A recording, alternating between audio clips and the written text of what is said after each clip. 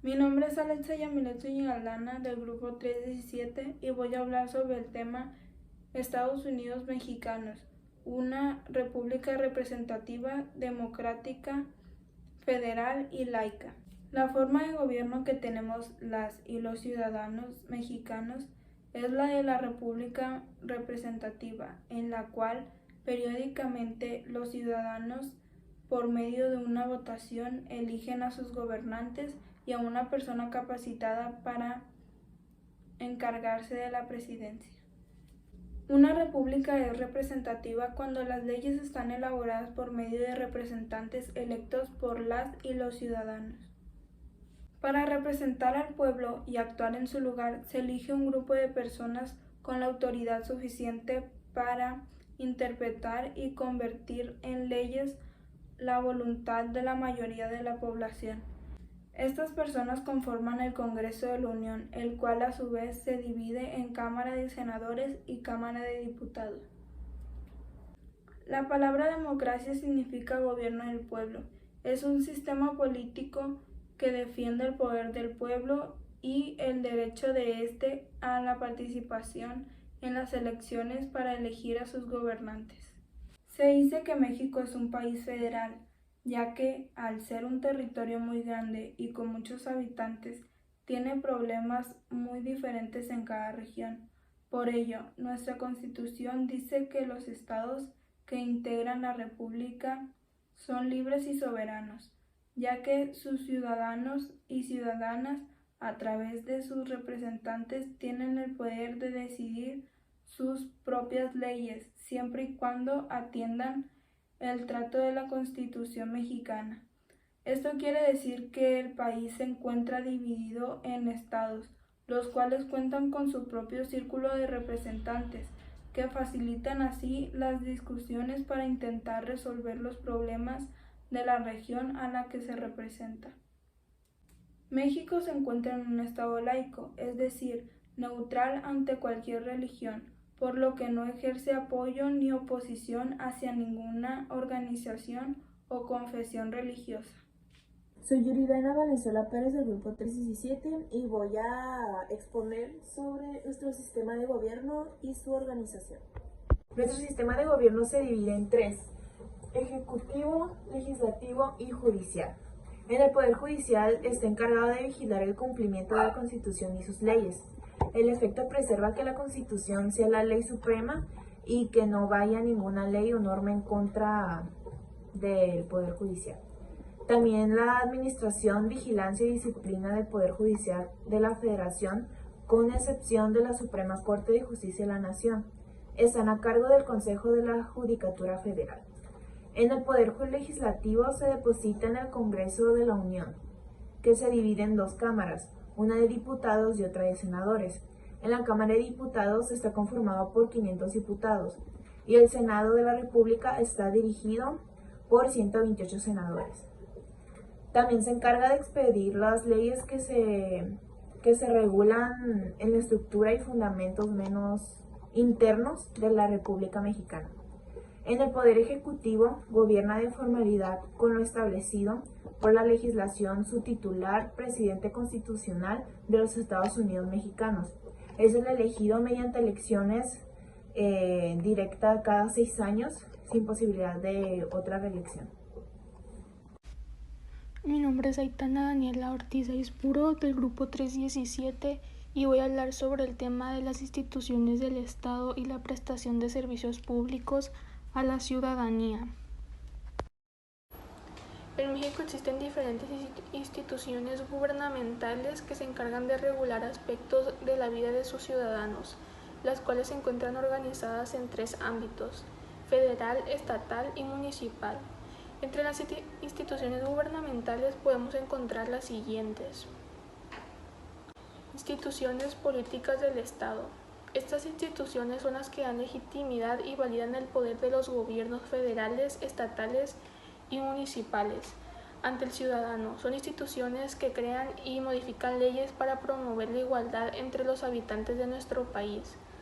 Algunas de estas instituciones de nuestro país son el Instituto Federal Electoral y el Congreso de la Unión.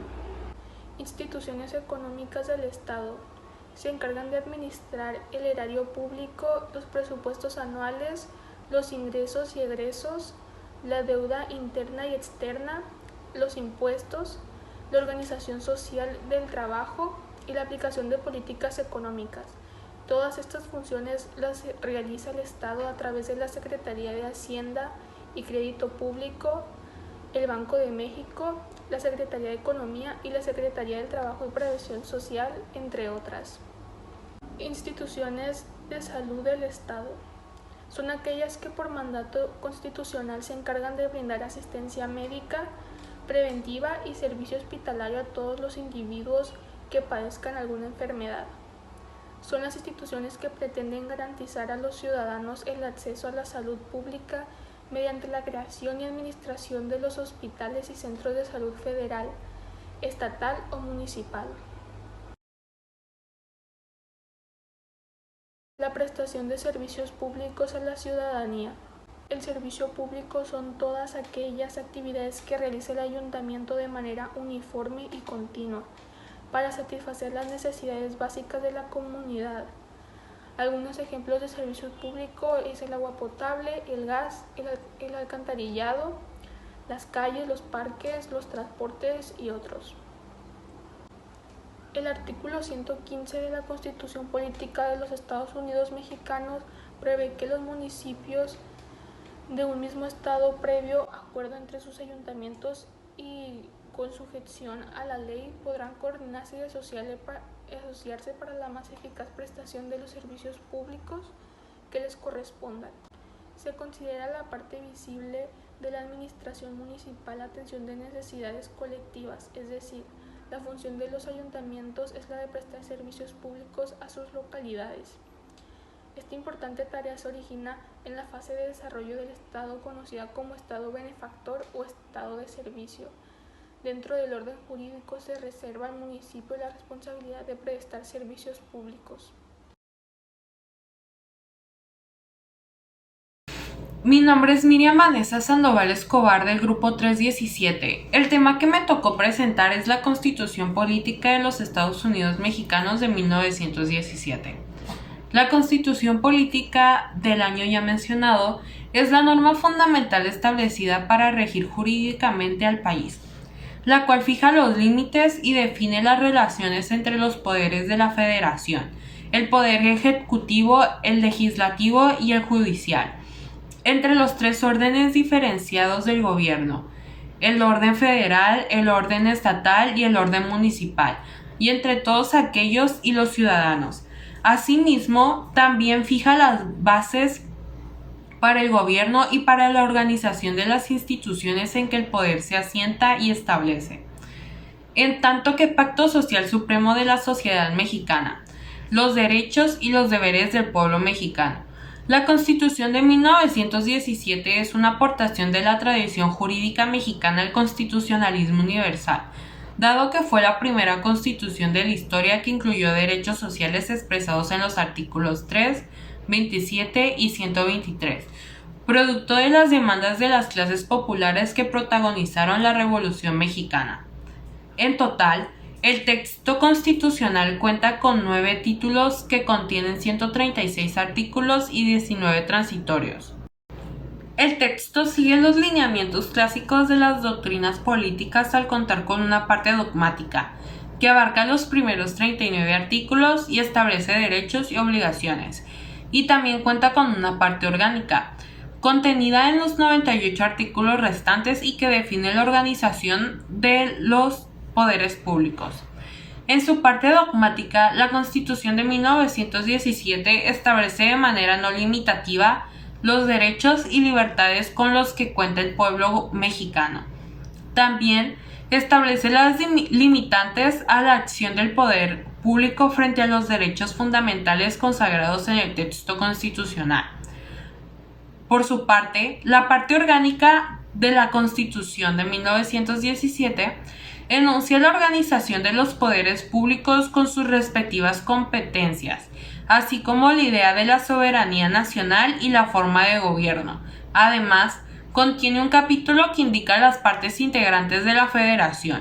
En esta parte también se puede consagrar la división de poderes y se señalan las responsabilidades de los funcionarios públicos.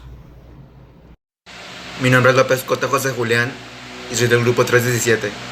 En México son considerados ciudadanos de la República los hombres y mujeres que tengan la calidad de mexicanos y además reúnen los siguientes requisitos: haber cumplido 18 años y tener un modo honesto de vida.